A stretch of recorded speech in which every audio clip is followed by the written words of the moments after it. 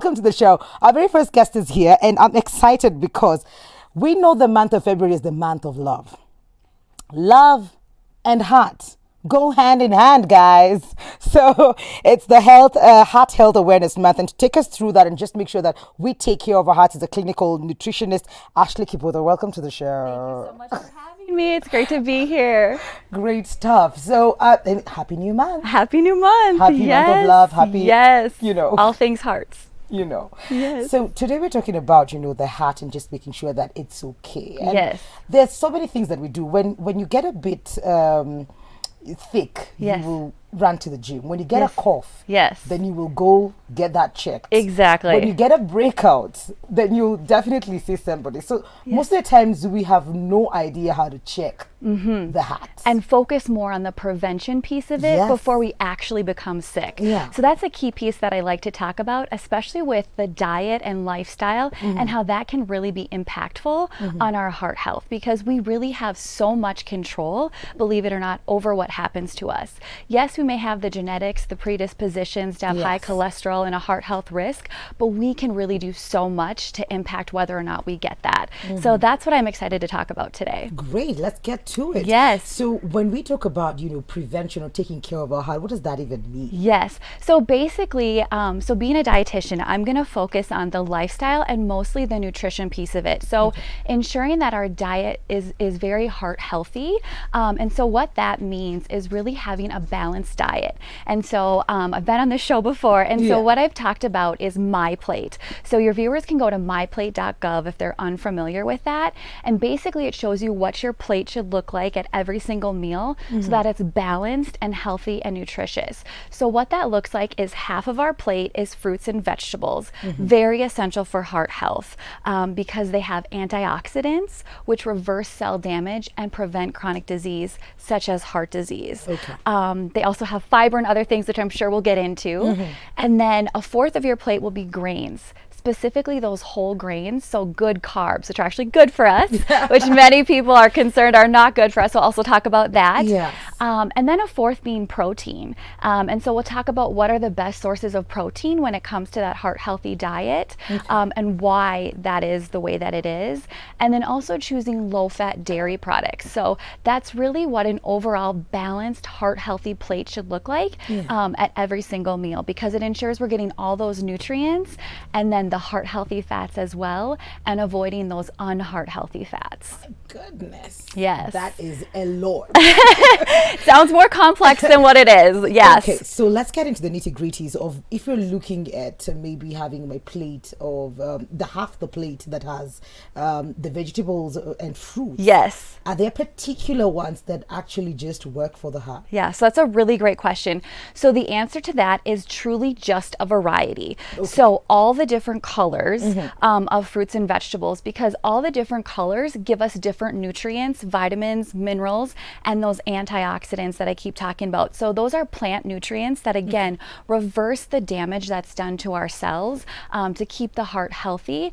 So it's really just having a huge variety of those. If we eat the same foods every single day, we're just going to get those same nutrients, and our body really thrives off of the variety of the nutrients. So making sure that we're getting all the fruits and vegetables. And then on that note, it's also important to note that it doesn't always have to be fresh fruits and vegetables. So many times we hear that fresh is best. Yes. Yeah, and fresh is great, but also canned and frozen and dried fruits and vegetables can also be just as nutritious. And sometimes they can be cheaper depending on the seasonality, and then also the convenient factor of it, and the shelf life is extended. So many people probably aren't aware that once something is picked, within 3 to 4 hours, it's canned or frozen, and those nutrients are locked in. So they can't break down further. So the only thing we want to keep in mind is if it's canned or frozen, that it doesn't have added salt, it doesn't have added sugar, and if it would, you just drain out that, like if it's in a can, and then you rinse it for 2 to 4 minutes, and you remove almost all that salt and added sugar. Yeah, so it's still nutritious, and it could be cheaper, more convenient. And still variety, because you will be buying something that is not probably in season at that particular time. Exactly. And like I said, that variety and the variety of color is really important. So, yeah. Oh, okay, Yeah. great. I've always thought to keep off from, like canned fruits because, probably because we Of are what we're constantly have fruits. And that and what Yeah. we're told, right? Yeah. There's so many Yeah. things on social media and what influencers are telling us. So it's always important to go back to the science and the research and the evidence base and what is that truly telling us.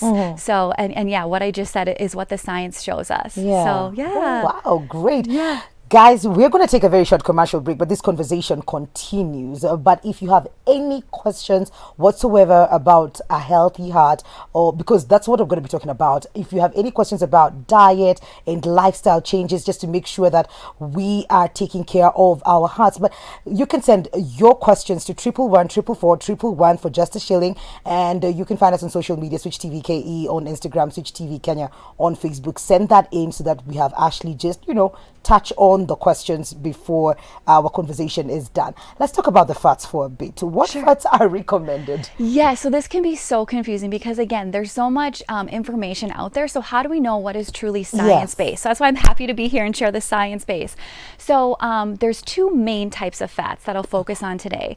We have our saturated fats and we have our unsaturated fats. Okay. So saturated, think of S for saturated, S for solid at room temperature, Okay. S for sticking to my veins and arteries. Oh. Yes. So those are the ones that are going to increase our cholesterol levels. Okay. So those we want to minimize. Okay. So no more than 12 to 15 grams per day.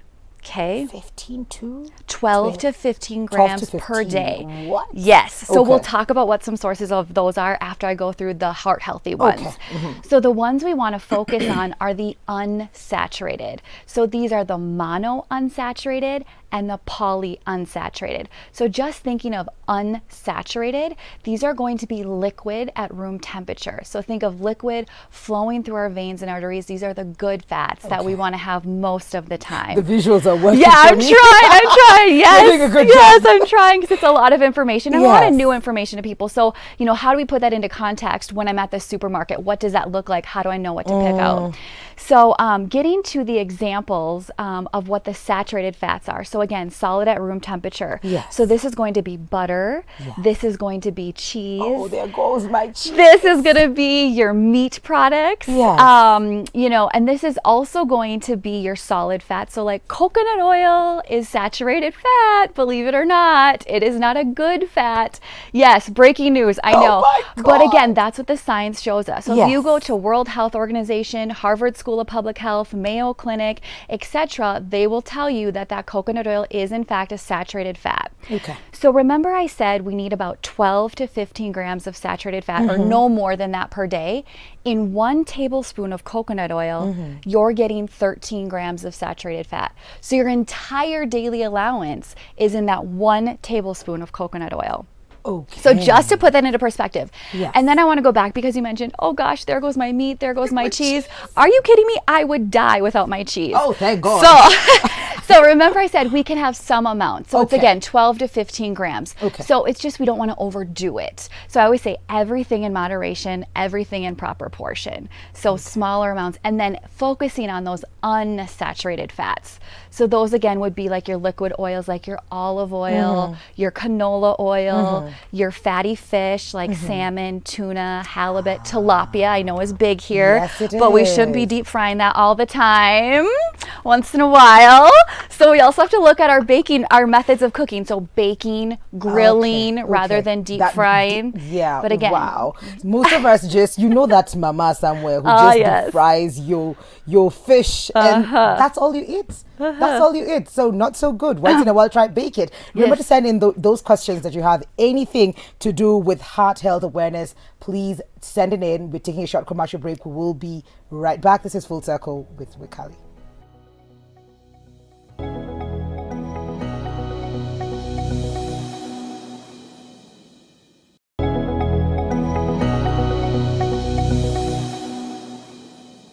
Welcome back to Full Circle with Wikali. We are talking about your heart. And it's February and it's the Heart Health Awareness Month. We have Ashley Kibuda in studio. She's a clinical nutritionist and we were just talking about the right foods. So she's not saying don't have your cheese. she's not saying don't have your coconut oil, but in moderation. You were talking about the unsaturated fat. Yes. You gave us a few examples. Yes. The canola oil. The extra virgin olive oil. yes. Yep. All those are really good. So again, anything at that liquid room temperature is going to be ideal. And then also let's not forget the fatty fish. So I was talking about that. So tilapia again is good. Your salmon, your halibut, all that stuff. Even the canned tuna, which is very cheap, is a great source of those heart healthy fats, and specifically those omega-3s that we hear so much of. Very cardioprotective. The other thing is nuts and seeds. So let's not forget about that. Those have a lot of really good heart healthy fats in them. Again, portion is key. So when I say something is healthy, it doesn't mean we overindulge. Exactly. So it's actually like what fits in the palm of your hand here. That's a serving of nuts and seeds. So like a fourth of a cup is another way to look at it. And then we hear a lot about chia seed and flaxseed. So very trendy. Every morning you'll see, I wouldn't mention their name, at the office with a bottle full of those ones. And kudos to them. They're doing excellent. Yes. So we do want to include those. So those are a great, cheaper way, believe it or not, to get those omega-3s. We get a lot of omega-3s in those. But what's important to remember is that the flaxseed has to be ground. If it's not ground and in like a powder form, we can't absorb the nutrients from it. Really? Yeah. Okay. And once it's ground, it must go in the fridge or the oils will go rancid. So it's okay if you buy it ground in the supermarket, but once you open it, then you must store it in the fridge. And then for the chia seeds, you can keep them whole and it doesn't matter. So oh, wow. yeah, just a little tip there. Thank you. I did not know that. So let's talk about, we've talked about the vegetables and the fruits. We've talked about the fats. Let's talk about the carbs. Yes. There's a lot of conversations around the carbs. Oh my keep gosh. off the carbs. No Yes. carb for one man. Yes. Is that even healthy? No, we need our carbs every single day, every single meal. They are so important for us. They are our body's #1 source of fuel. So yes, we can get energy from protein and from fat, but it's more efficient when we get it from carbs.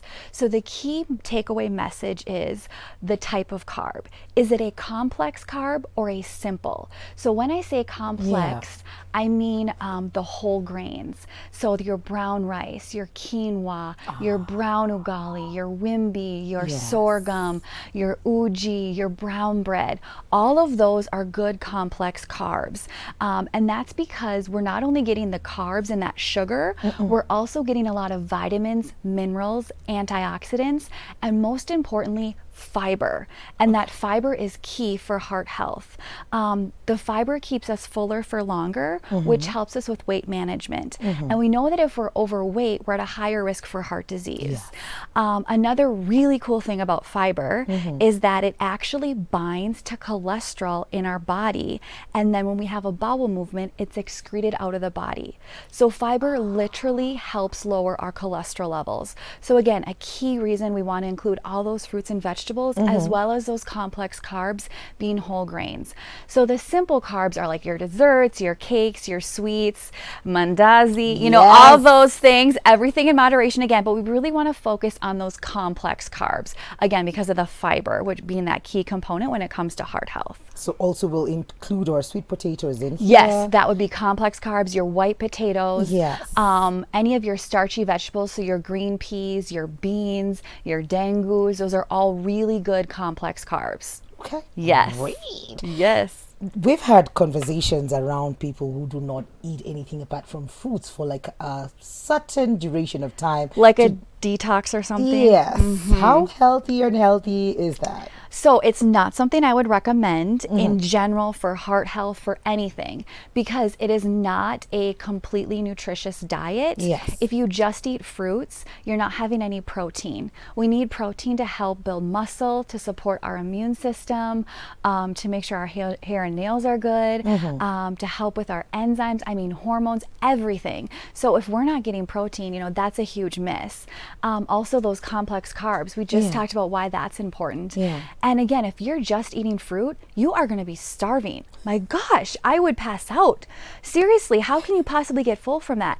And that's a problem. If we are always hungry, there's something wrong. We're not eating enough. We really need to listen to our body and nourish it appropriately. Great. So, yes. Red meat. Red Yes. meat.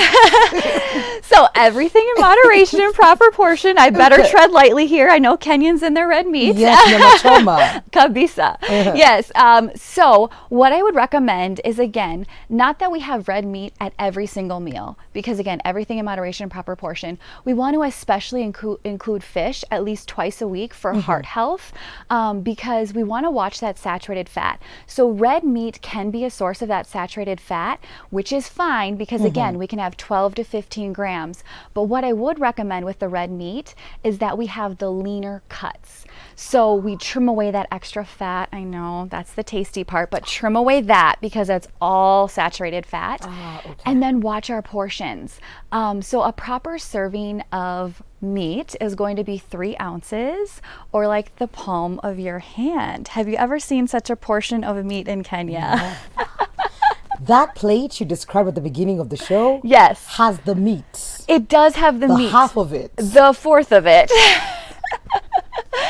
Yes. So it should just be the size of my palm. Yes, or So like if you have a bigger palm, you're doing great. You're a little bit lucky.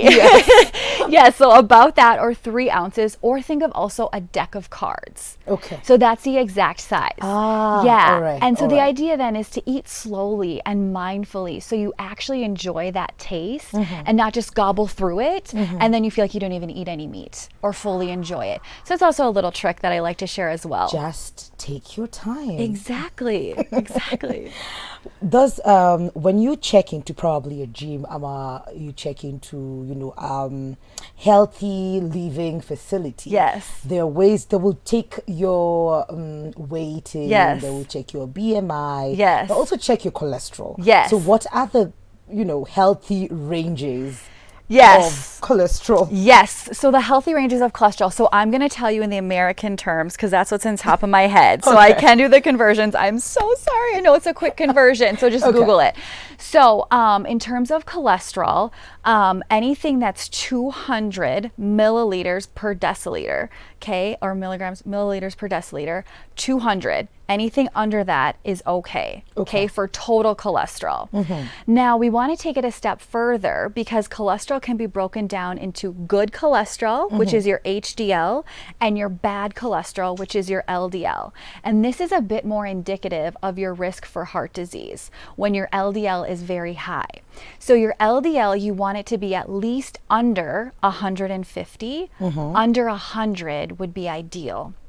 And then your HDL, you want it to be higher. So we always want to work to increase that HDL because that's very cardioprotective. That's the good cholesterol. So at least above a 40, if you're around a 50 and 60, you're doing fabulous. And we want it to be a little bit higher for women as well. And so the way we get a higher HDL is by exercise, not smoking, and then eating those heart healthy fats. All right. Yeah. Tips left, right, center. Kindly ask Ashley. This is on our SMS line 111 which you can send in your questions. Kindly ask Ashley to explain on honey and the so-called natural sugar sources. Aha, great question. And that's a tricky one. Okay, so technically, honey is an added sugar.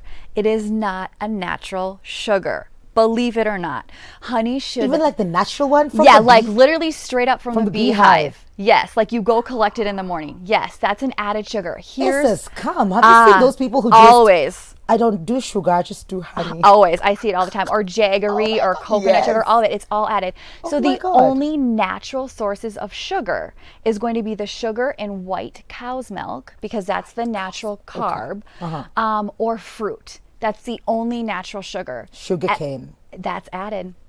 Sugar cane? Added. Everything else is added. You know why? Why? Here's why. Because there's no other nutrients that we're getting from the added sources. So we're not getting other nutrients when we have honey, when we have sugar cane, when we have jaggery, when we have coconut sugar. We're not getting any other nutrition. It is just that simple carb. Remember, it's not a complex carb. So it's just the sugar, it's just the calories. So you will see people online that will say, excuse me, honey actually has all of these minerals, all these antioxidants, all of these things. But in order to get amounts that will be helpful to the body, you have to consume a lot of it. And when we take in a lot of it, that's too much sugar. Yes. So again, everything in moderation. So if you love honey, go ahead and have it, but like a tablespoon a day. So don't be adding it to everything, saying this is so healthy, I'm doing myself a favor. No, it's not. So it's an added sugar. So yeah, just be mindful of that. So you are better off having the fruit because again, remember, you're getting those vitamins, the minerals, the antioxidants. You're also getting that fiber, which is key. So again, I hope that makes sense. So even though it's coming from the bees itself, it doesn't have those other nutrients, which makes it then an added sugar, meaning it should be limited. We just got schooled. You got schooled. Good morning, Mikali and Ashley. Happy New Heart Month. Okay. What foods put us at risk of having heart diseases and lifestyles too? That is Sharon, all the way from Mombasa. Yes, great question. So first of all, I'll start with lifestyle. So if we have a lot of stress, if we have high cholesterol, if we're not physically active, and if we have a genetic history, those things, are all going to weigh into our risk for heart disease. Now, when it comes to foods, if we are eating a lot of saturated fat or those solid fats, if we're not eating enough fruits and vegetables, if we're eating the refined grains and not the whole grains, if we're not including those heart healthy fats that I had mentioned, the lean sources of protein, that's going to put us at higher risk.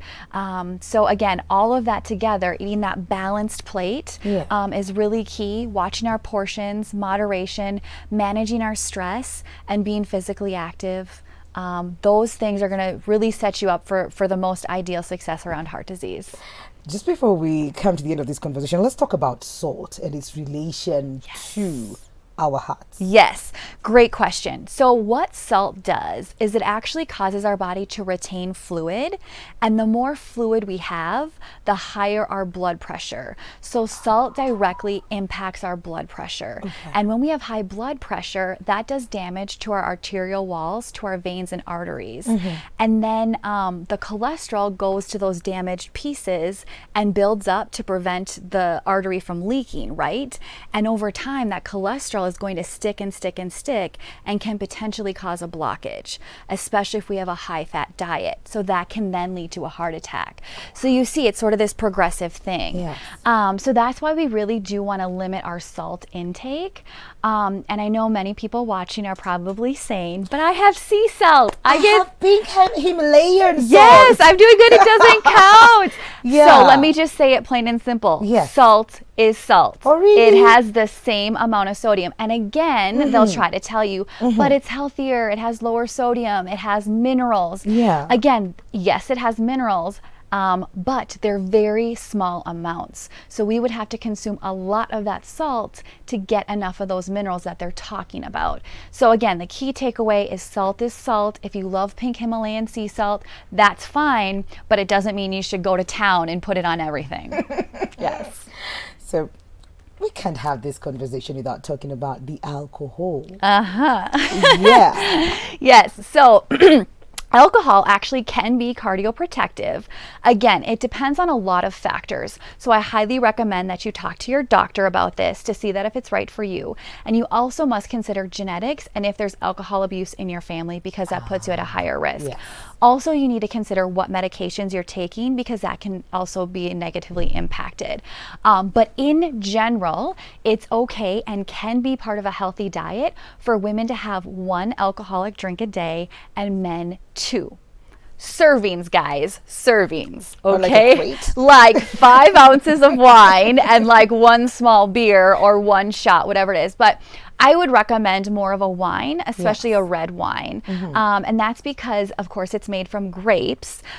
So you're going to get those antioxidants, which again are cardioprotective and reverse cell damage. But it's all about the amount you're taking in. amount, guys. Just one per day. 1 per day for women and up to 2 per day for men. Does the weekend count? Yes, it always does. Every day is the same. Sorry, everyone asked that. Can I save them up throughout the week and then just binge on the weekend? Yeah, so I It wouldn't doesn't drink work the the whole same. week and then maybe on a Yeah. Friday. Yeah. Then I can be like Monday, Tuesday, Wednesday, Thursday, Friday. 5. I'm good. No, it's a daily thing. No, But good my question. God. Thank you Yes. so much, Ashley, for coming through. Yes. And I know you walk this journey, the healthy journey, with many, many people. Yes. And even people who have questions and they have not been able to send in today. How can they get in touch with you? Yes. So there's 2 ways. So first of all, my personal Instagram, which is it's time. So it's .time spelt like the herb, THYME _ so they can find me there, and then also at Performance Medicine in Parkland. So they also have a website and an Instagram page as well, and that's where they can come visit me. Awesome. So, yes. We have been schooled. You have given us amazing pointers today. Thank you for coming through. Thank you so Ashley. much for having me. I appreciate it. Great. We're taking a very short commercial break. Remember, if you know any signs that she has wasted your time, is wasting your time, please send us in that story, that comment, that feedback, because we're going to be looking at it later on in the show. This is Full Circle with Mikali. We'll be right back.